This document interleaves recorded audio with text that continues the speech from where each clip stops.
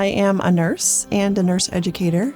I also have a master's degree in healthcare simulation. I always say that I'm a lifelong nurse, although I've been a nurse for about 30 years. I spent probably about 10 years working in acute care as a nurse and a nurse practitioner, and really decided I wanted to teach. Roxanne and I used to work together at a community college in New York State. We immediately hit it off. We just knew there was something to our friendship. I was in charge of the simulation lab. She was in charge of the second semester nursing students, and we worked together bringing the students to the practice lab to learn different skills, one of them being medication administration.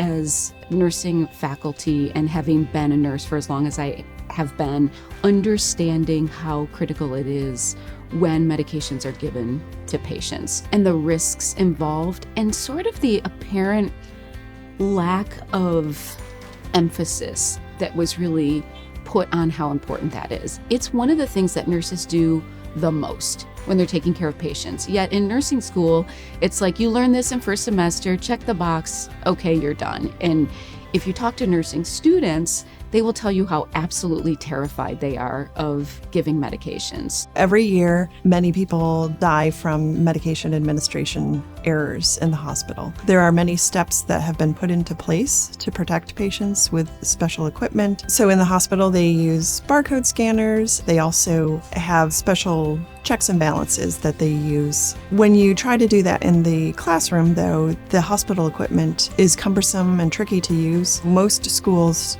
aren't able to afford it because it's expensive. They're not able to use it efficiently because it's awkward. So there wasn't a training equipment available. So neither of us were willing to accept the status quo. We knew that there was something better and we wanted to find it. We would meet together in the local coffee shop. She would describe what the system should look like and taught myself how to program. So there were many iterations of the software. One of the big things that we wanted to accomplish is to be able to use an external handheld barcode scanner. That's what they use in the hospitals. We started creating the system in 2013, and in 2015 we were able to sell our first product. When thinking about what makes a perfect system to teach medication administration, there's so many aspects to it. It was hard for me becoming a teacher and teaching nursing from being a nurse, because you don't think about all of the individual steps because you do it. So I spent a lot of time sort of mentally walking through the process in my head. Even though we have a very viable product, we're still in development. We're still iterating. We're still improving. I don't think we'll ever be fully satisfied with our product. We just continually want to make it better. We want to be perfectly straightforward with our customers. We don't hide our ongoing licensing fees. Yesterday, we had a call with a potential customer and said, you know what, we don't want to oversell product. We don't need to give you more than what your program size is. So we want to make sure that we're having integrity throughout the process. We're also reliable.